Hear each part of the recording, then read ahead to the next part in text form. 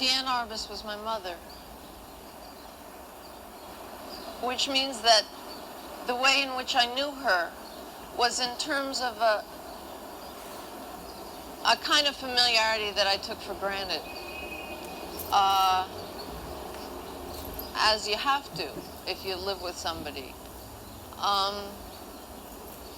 The way I knew her photographs, I mean, some of them still to me, I remember as torn pieces of paper that she would bring back from the darkroom. I remember them tacked on walls, you know, around her bed or on this wooden screen she had in one place we lived. And I had an enormous sense that photography was a kind of secret of hers. I don't mean that the process was secret or that she was secretive about it, because she really loved to tell about it. She loved to tell about sort of where she'd gone and who she'd been with, and but that something about what happened when she was there was a secret. I think it may have something to do with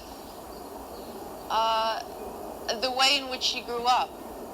She grew up in New York, mostly on Central Park West. And her father owned Rusticks, which was this huge Fifth Avenue department store. And there was a sense about her whole childhood. And again, I mean, as I heard it from her, it sort of filtered in so that now I don't know, I really feel like I knew it. I mean, I used to feel as a kid like I'd been there. There was an enormous sense of what was prohibited. And I think that photographing for her had enormously to do with being able to discover that prohibitions didn't apply. In July 1971, my mother committed suicide. And shortly after that, Marvin Israel, a very close friend of hers, and I felt that we wanted to do a book of her work together.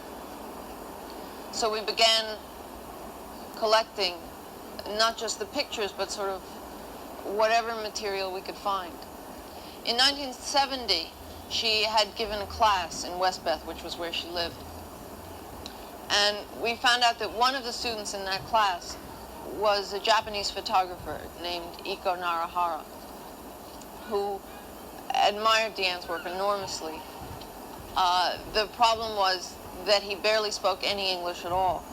So what he had done was to go to the classes and bring along a tape recorder to record everything that was said, so that afterwards he could go home and see if he could try and understand it.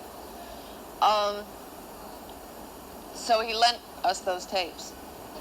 The tapes were of very poor quality, so we asked Mary Claire Costello, who was a friend of Diane's, to read Diane's own words over glimpses of Diane's photographs. My favorite thing is to go where I've never been. For me, there's something just about going into somebody else's house. When it comes time to go, if I have to take a bus to somewhere or if I have to take a cab uptown, it's like I've got a blind date in a sense. It's always seemed something like that to me. And sometimes I have a sinking feeling of, oh God, it's time and I really don't want to go. And then once I'm on my way, something terrific takes over about the sort of queasiness of it and how there's absolutely no method for control. If I were just curious, it would be very hard to say to someone, I want to come to your house and have you talk to me and tell me the story of your life. I mean, people are going to say you're crazy. Plus, they're going to keep mighty guarded.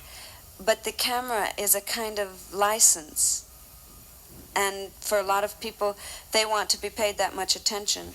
And that's a reasonable kind of attention to be paid.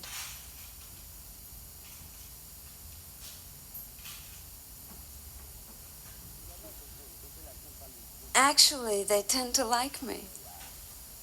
I'm extremely likable with them. I think I'm kind of two-faced. I'm very ingratiating. It really kind of annoys me. I'm just sort of a little too nice. Everything is, oh. And I hear myself saying, how terrific. And here's this woman making a face. I really mean it's terrific. I don't mean I wish I looked like that. I don't mean I wish my children looked like that. I don't mean in my private life I want to kiss you, but I mean that's amazingly, undeniably something. There are always two things that happen. One is recognition, and the other is that it's totally peculiar. But there's some sense in which I always identify with them. Everybody has that thing where they need to look one way, but they come out looking another way. And that's what people observe. You see somebody on the street, and essentially what you notice about them is the flaw. It's just extraordinary that we should have been given these peculiarities, and not content with what we were given, we create a whole other set. Our whole guise is like giving a sign to the world to think of us in a certain way. But there's a point between what you want people to know about you and what you can't help people knowing about you. And that has to do with what I've always called the gap between intention and effect. I mean, if you scrutinize reality closely enough, if in some way you really, really get to it, it becomes fantastic. You know, it really is totally fantastic that we look like this, and you sometimes see that very clearly in a photograph. Something is ironic in the world, and it has to do with the fact that what you intend never comes out like you intended. What I'm trying to describe is that it's impossible to get out of your skin into somebody else's, and that's what all this is a little bit about. That somebody else's tragedy is not the same as your own. Another thing is a photograph has to be specific. I remember a long time ago when I first began to photograph, I thought there are an awful lot of people in the world and it's going to be terribly hard to photograph all of them. So if I photograph some kind of generalized human being, everybody will recognize it. It'll be like what they used to call the common man or something like that. It was my teacher, Lisette Model, who finally made it clear to me that the more specific you are, the more general it'll be. You really have to face that thing. And there are certain evasions, certain nicenesses that I think you have to get out of. The process itself has a kind of exactitude, a kind of scrutiny that we're not normally subject to. I mean, that we don't subject each other to. We're nicer to each other than the intervention of the camera is going to make us. It's a little bit cold, a little bit harsh. Now, I don't mean to say that all photographs have to be mean. Sometimes they show something really nicer, in fact, than what you felt, or oddly different. But in a way, this scrutiny has to do with not evading facts, not evading what it really looks like. Freaks was a thing I photographed a lot. It was one of the first things I photographed, and it had a terrific kind of excitement for me. I just used to adore them. I still do adore some of them. I don't quite mean they're my best friends, but they made me feel a mixture of shame and awe. There's a quality of legend about freaks, like a person in a fairy tale who stops you and demands that you answer a riddle. I mean, if you've ever spoken to someone with two heads, you know they know something you don't. Most people go through life dreading they'll have a traumatic experience. Freaks were born with their trauma. They've already passed their test in life. They're aristocrats. I'm very little drawn to photographing people that are known, or even subjects that are known. They fascinate me when I've barely heard of them, and the minute they get public, I become terribly blank about them. From the beginning, she started to photograph completely differently from other people. But this difference was a difference she wanted. It was a preconceived difference to be, by all means and under all circumstances, original and unique.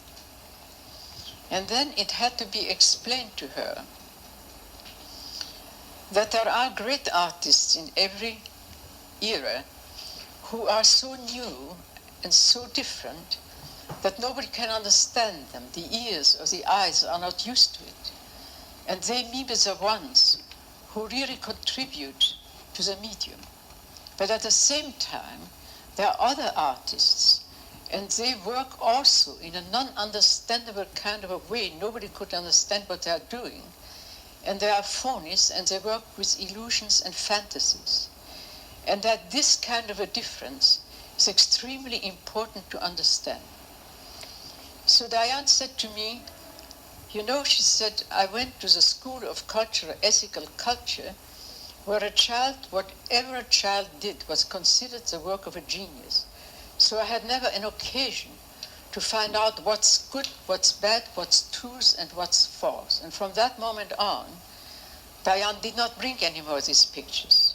And she started in another way. She had an enormous, different kind of wide subject matter range. And besides the subject matter, she had unusual things.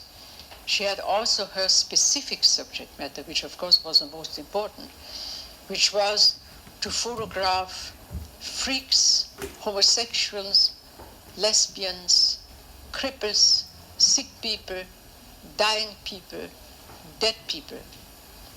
But she did it very differently from other people. You see, most people look away when they see this subject matter, whereas Diane did not look away, and that takes courage and independence.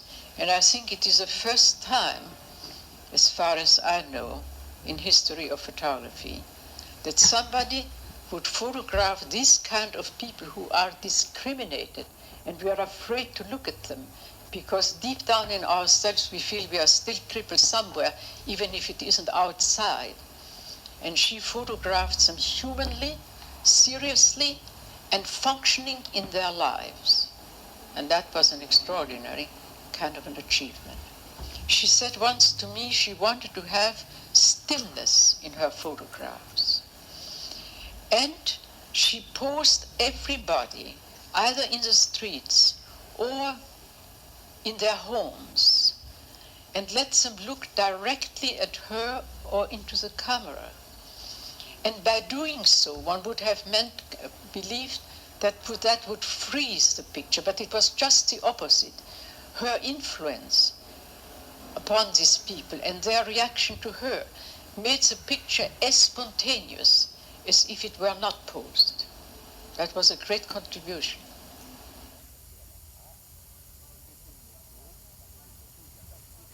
One of the things I felt I suffered from as a kid was I never felt adversity.